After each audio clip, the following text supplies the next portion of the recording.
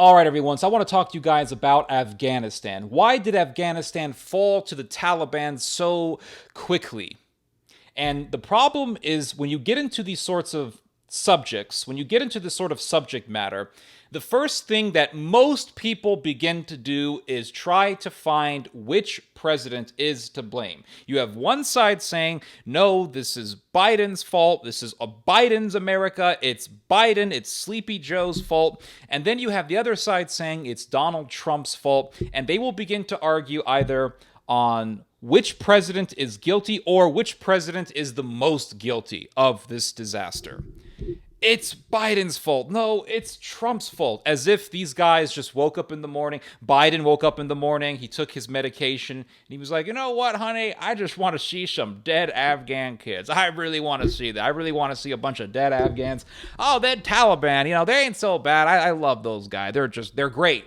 They're great Middle Eastern people. Or as if Donald Trump woke up and he's like, you know what? I like the Taliban. They have balls. They have balls. They are strong leaders, unlike all of the weaklings in the Democrat Party today. The Taliban, they are great people. They have traditional values. The United States government has a share in the blame. There is no doubt about that. Taliban leaders were released from prison under both the Obama administration and the Trump administration. So yes, the U.S. government has a share in the blame, absolutely. But what I see so few people on the internet discussing is how the Afghan people, how Afghan society shares the blame in this disaster. I have seen very few people talk about this. They'll talk about America's foreign policy, how America is to blame, how America didn't give these people enough help, America didn't do enough, etc., etc. The fact is that America put over $2 trillion in Afghanistan. And most of that money went into infrastructure and developing Afghanistan's military, creating Afghanistan's military. And why did all of these soldiers so quickly surrender to the Taliban and drop their weapons? Why?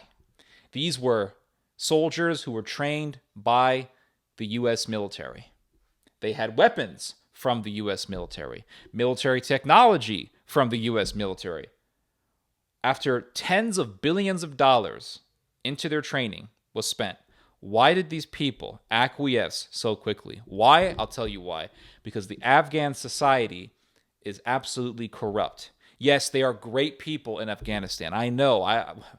Believe me, when I was living in the Bay Area, my father ran coffee carts and food trucks. We hired Afghan immigrants. They are great people from Afghanistan.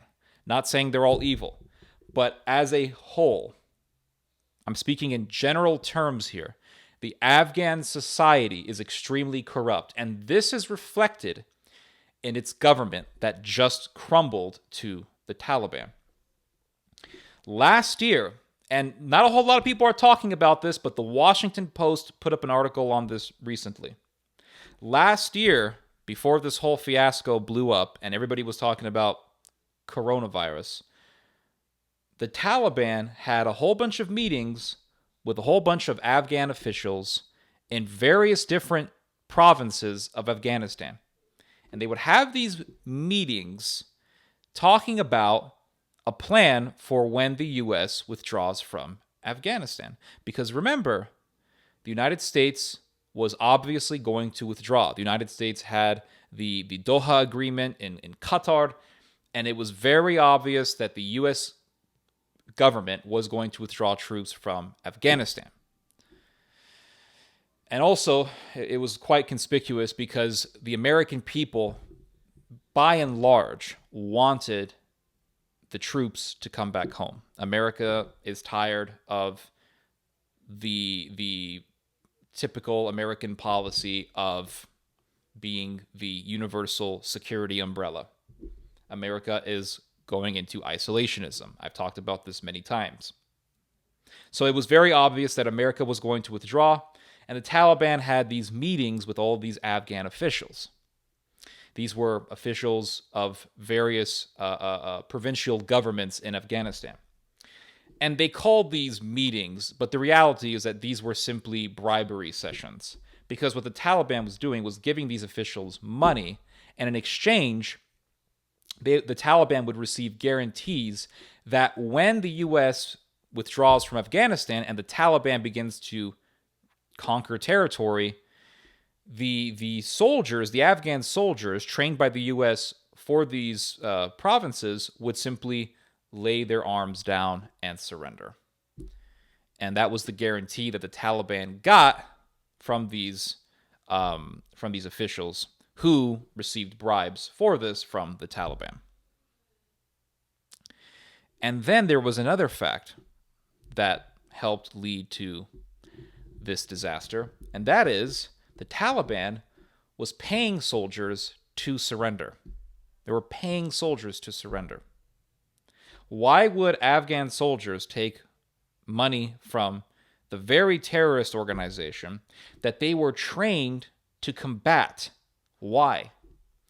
Well, like in any situation where a country is fighting at war and a country loses and decays, there are always numerous factors involved in these sorts of terrible situations. For one, Afghan soldiers were horrendously abused.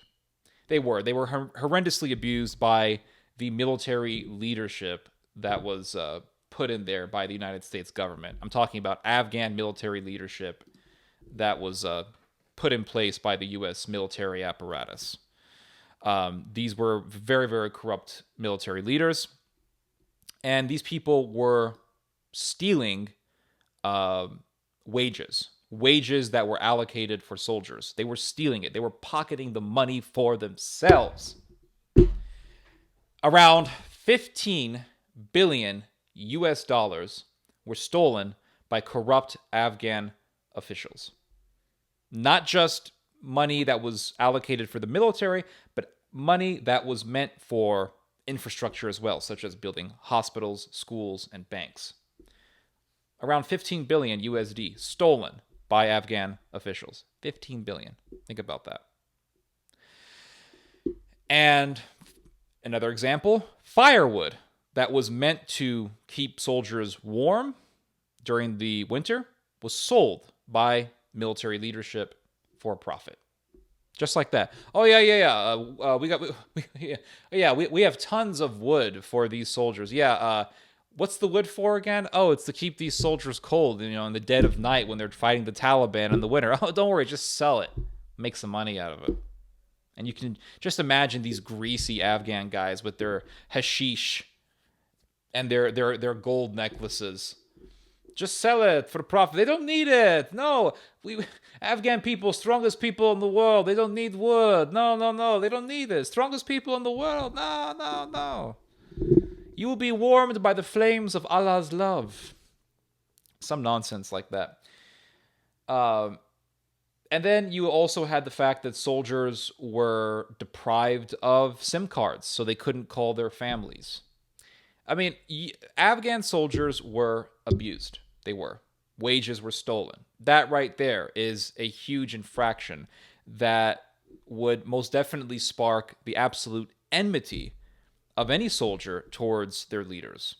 So when you have soldiers who know that they're being abused by their leaders, how could you expect those soldiers to be loyal to you? And how could you expect these soldiers to be loyal to a government that doesn't really believe in them? On the other hand, you have the Taliban, which is fighting for their God. The Taliban is fighting for their God. They're fighting for faith.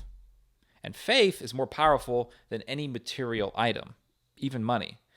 There's a great movie that I would recommend that all of you guys watch. It's called The Siege, starring Denzel Washington. It came out in the 1990s, I believe in 1997, 1998.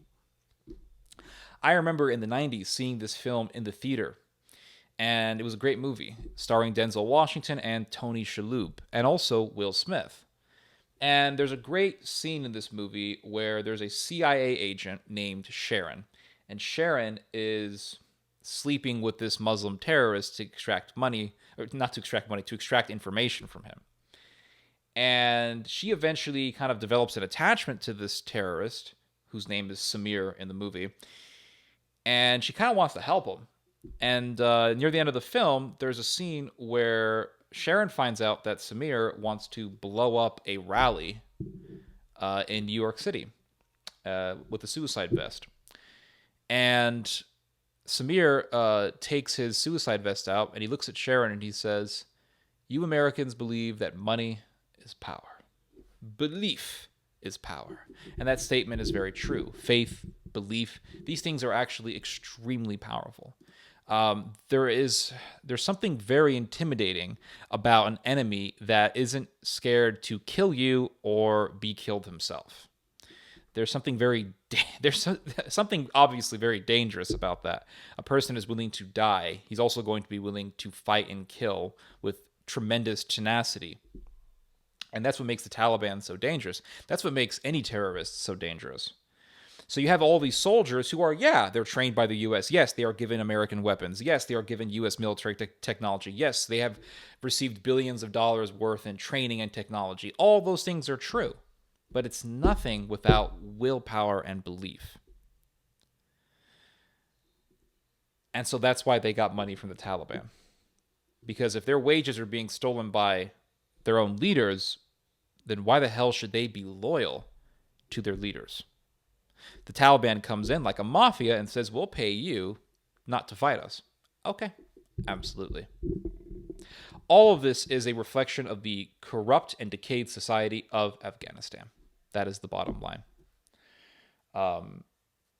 When the Taliban entered Kunduz, which is a provincial city,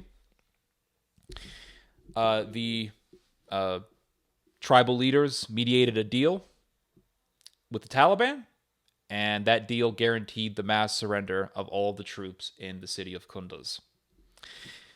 And these are the tribal leaders that we kept hearing about. Remember back in the day, we kept hearing about, the tribal leaders, and we're working with the tribal leaders. Well, the tribal leaders wouldn't mind to make a deal with the Taliban within a second.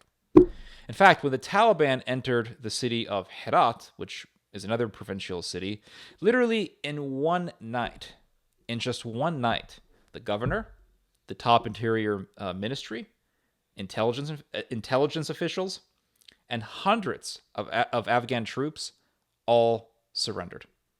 In just one night, that happened. This is the power of corruption.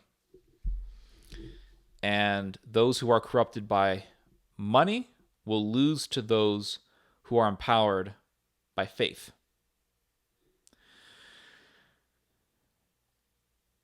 And in just one night, all of the work that America did for Afghanistan was thrown out the window.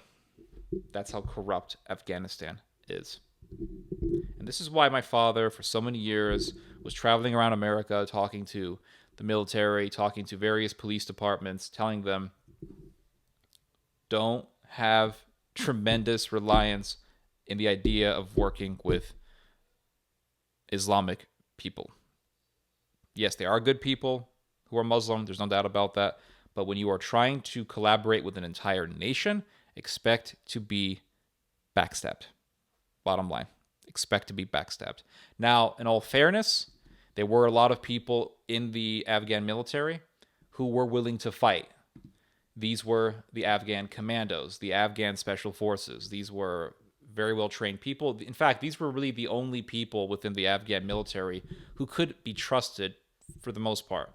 They were 22,000 Afghan commandos out of an army of 300,000 Afghan soldiers. The problem was that the Afghan military would put way too much reliance on the commandos. They would spread them out thin, and the purpose of these commandos was to do special operations. Special operations, concentrated efforts against Taliban terrorists.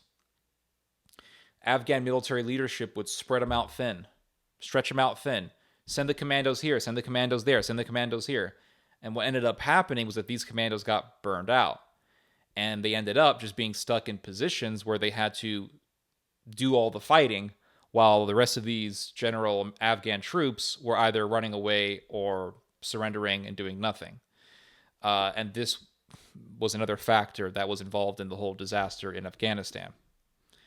And when the Taliban entered Kabul, the Afghan commandos were willing to fight. What happened? The Kabul government ordered the commandos to put their arms down. Why? Because it was a part of the deal. It was part of this deal that involved money and bribery and corruption. It was all the result of that. Bribery and corruption that took place in meetings that occurred last year.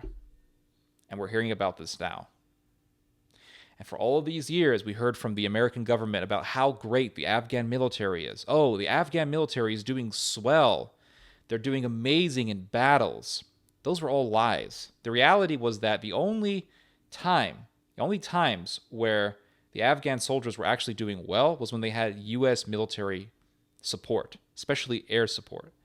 The Afghan military was not ready to be left alone. And they would have never been ready to be left alone no matter what. Why? Because the whole society is corrupt. You had all this corruption taking place. And it was all for money and status and power. Because all of these provincial Afghan officials, they were worried that if the Taliban won the war, they wanted to secure their position. And they were worried that they would have lost their position in government and they would have been dead, killed by the Taliban. So to secure their own selves, to secure their own status, they decided just to stay with the side that they believed was going to win. And they were right. The Taliban won, thanks to them. So it was kind of like a self-fulfilled prophecy. Like, we want to make sure that we're going to have our positions secured in case the Taliban wins. So we're going to help the Taliban win. You really can't believe in the idea that these people were going to be okay when the U.S. leaves.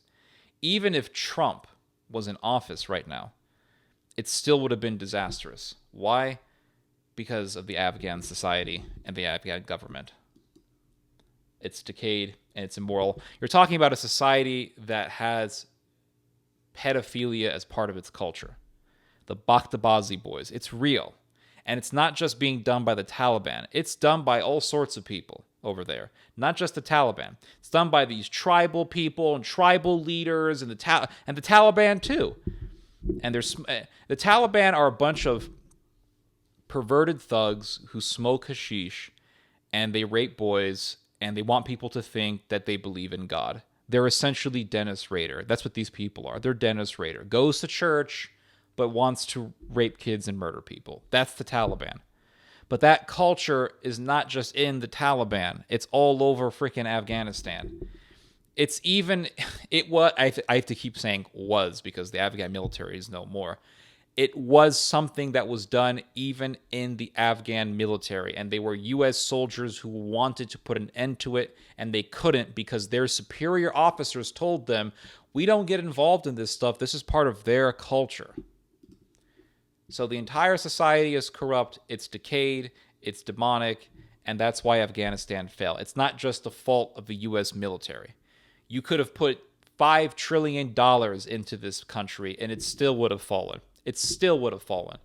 We kept hearing about the tribal leaders, and we're working with these tribal leaders. In one night, the tribal leaders did a deal with the freaking Taliban. And all the BS that America did was for nothing. And you wonder why American soldiers kill themselves every day. Because they feel and they know that they were forced to fight in a war that was not for a righteous cause. It was for some cause of empire. Afghanistan fell because of Afghanistan. That's the bottom line. Anyway, you guys just heard some theology. God bless.